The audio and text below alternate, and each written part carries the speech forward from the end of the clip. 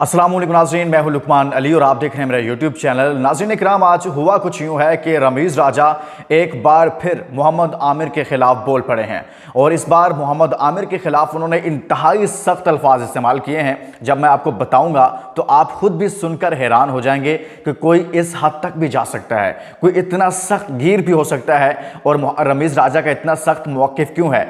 रमीज़ राजा ने मोहम्मद आमिर की टीम में वापसी, उनकी रिटायरमेंट वापस लेना और फिर पीसीबी की जानिब से उनको टीम में वापस लाने और काकुल कैंप में भेजने की मुखालफत कर दी है।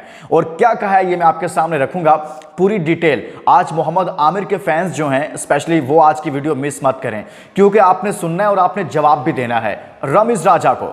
मैं समझता हूं कि जो कुछ उन्होंने कहा है ना, इस हवाले से आप सबसे बड़े जज हैं, जो क्रिकेट फैंस हैं, जो चाहने वाले होते हैं। तो आपने पार्टिसिपेट करना है। मैं आपके लिए असाइनमेंट, ये सवाल छोड़े जा रहा हूं, डिटेल आपके सामने रखता हूं। लेकिन इससे पहले आप जो लोग मोहम्मद आमिर की टीम में वापसी पर खुश हैं या जो चाहते हैं कि अच्छा फैसला है, वो कमेंट्स में जाकर अपनी राय दें और मोहम्मद आमिर का नाम लिखेंगे।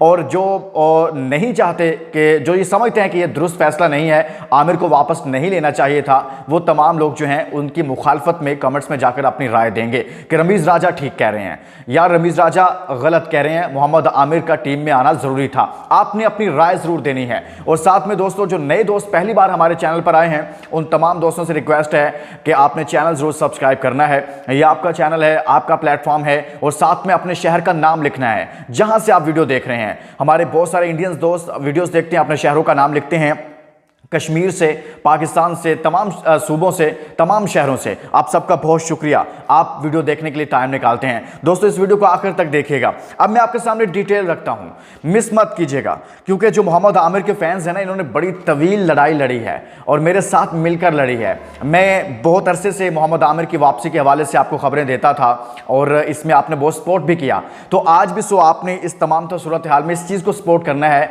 कि मोहम्मद आमिर की ज़रूरत क्यों पड़ी और रमीज़ राजा क्यों बोल रहे हैं।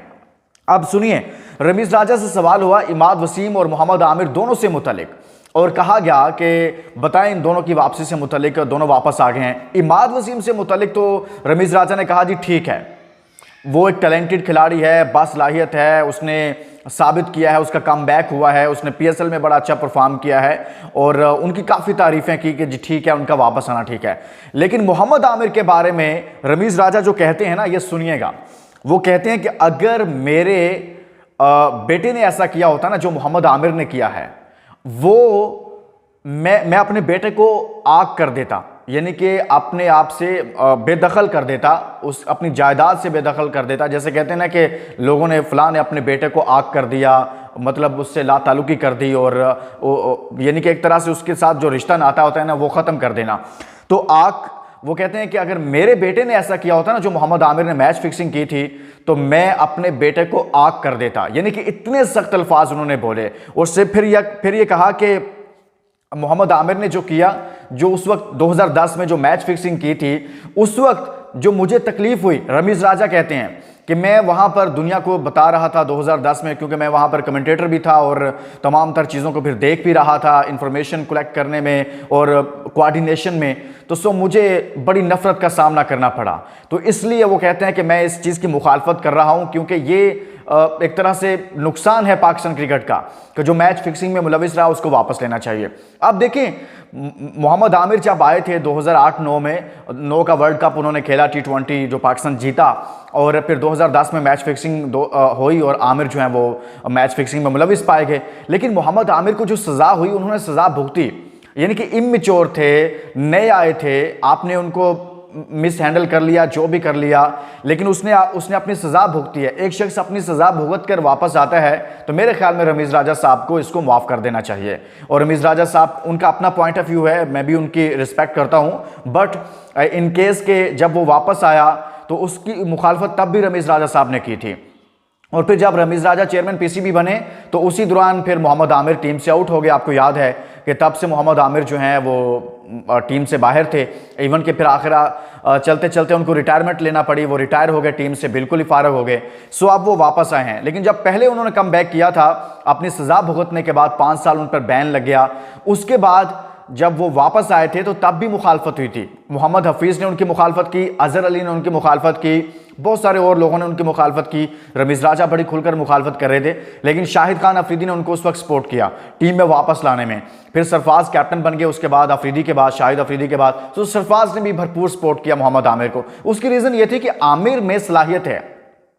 आज भी जब शाहीन अफरीदी ने उनको कॉल की, राब्ते किए और उनको वापस लाने के हवाले से एक माहौल बनाया था बतौर कैप्टन, तो वो ये समझते थे कि आमिर बासलाहियत है। एक शख्स, एक लड़का जो इमेच्योर था, नया आया था, उससे गलती हो गई, उसने अपनी सज़ा भी भुगत ली। एक चीज़ है ना, आप कुछ जुर्म करते हैं, उस जुर्म की किसी भी मुल्क के किसी भी जो इदारा है उसके मुताबिक कोई ना कोई उसकी सज़ा मुतय्यन होती है। आप जब वो सज़ा भुगत लेते हैं तो मेरे ख्याल में उसके बाद इतना जवाज़ नहीं बनता कि आप किसी को बहुत ज़्यादा क्रिटिसाइज़ करें और उसको बहुत ज़्यादा जो है वो उसका बाइकआउट कर दें, उसके बारे में इतने सख्त अल्फाज इस्तेमाल करना शुरू कर दें जो कि रमीज़ राजा साहब ने किए हैं। तो इमाद के बारे में तो उन्होंने तारीफ़ की, लेकिन फिर ये देखिए कि आमिर जब वापस आए थे तब सज़ा भुगतने के बाद शाहिद अफरीदी की कैप्टनसी में तो उन्होंने परफॉर्म करके दिखाया था। फिर उसके बाद उन्होंने सरफराज अहमद की कप्तानी में, आपको याद होगा 2017 की चैंपियंस ट्रॉफी जितवाई थी। फिर आपको याद होगा कि अफरीदी की कैप्टनसी में T20 वर्ल्ड कप में इंडिया के अगेंस्ट जब पाकिस्तान आई थिंक 81 रन पर आउट हो गया था, ऑल आउट हो गई पाकिस्तान टीम, तो मोहम्मद आमिर का वो स्पेल आपको याद होगा। उसने कमबैक किया, उस वापस आया और उसने बताया कि वो मोहम्मद आमिर जो है वो एक दुनिया का बेहतरीन बॉलर है। फिर उसके बाद चैंपियंस ट्रॉफी में, फिर उसके बाद आपको याद होगा दीगर मैचेस उसने बहुत ज़बरदस्त, इंडिया के खिलाफ विराट कोहली को किस तरह वो आउट करता रहा, फिर रोहित शर्मा को वो किस तरह आउट करता रहा, बड़े मैचेस का बड़ा बॉलर है वो। सो उसने ज़बरदस्त परफॉर्म किया। आप उसको, रमीज़ राजा साहब उस पर क्रिटिसाइज कर रहे हैं और तनकीद कर रहे हैं कि कहते हैं कि अगर मेरा बेटा ऐसा जुर्म किया होता ना तो मैं उसको आग कर देता। मेरे ख्याल में देखें, सज़ा जज़ा जो दुनिया के अंदर एक रूल है, कानून है, उसके मुताबिक किसी को मिल जाती है। तो बहुत सारे मामला जो हैं मेरे ख्याल में ये जो बाकी चीज़ें हैं फिर अल्लाह ताला पर छोड़ देनी चाहिए कि अगर किसी ने गलत किया है, जो आपका रूल है, आपने कानून बनाया, उसके मुताबिक उसने सज़ा भुगत ली। आपने सलमान बट, मोहम्मद आसिफ को इसलिए आउट कर दिया कि वो पहले से टीम में मौजूद थे, एक्सपीरियंस था और मिच्योर थे, इसके बावजूद गलती की, लिहाजा वो वापस नहीं आ सकते। लेकिन आमिर को ये गुंजाइश दी गई कि वो इमेच्योर है, नया है, अभी फ्रेश प्लेयर था, आया था, गलती हो गई।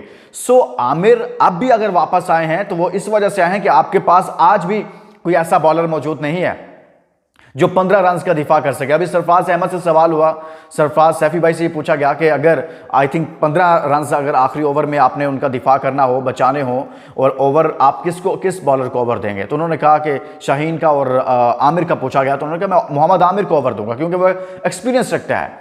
और मोहम्मद आमिर की यही खुसूसियत है। आपके हारिस रऊफ जो है वो एक ओवर में 15-20 रन खाते हैं, अगर उनको विकेट सूट नहीं करती, पिच सूट नहीं करती, शाहीन इतने रन खा जाते हैं। लेकिन मोहम्मद आमिर के अंदर ये क्वालिटी है कि अगर वो विकेट नहीं भी ले रहा तब भी वो ऐसी परफॉर्मेंस देता है, ऐसी पिच पर भी जो उसे सूट नहीं भी करती, वो वहां पर भी रन्स बचा लेता है, वो वहां पर भी मार नहीं खाता। अगर विकेट नहीं भी मिल रही तब भी वो मार नहीं खाता। आपके बाकी बॉलर क्या करते हैं, पिच सूट नहीं करती, विकेट सूट नहीं करती, 20-20 के ओवर लगते हैं। तो ये एक डिफरेंस है मोहम्मद आमिर और आपके बाकी बॉलर्स में।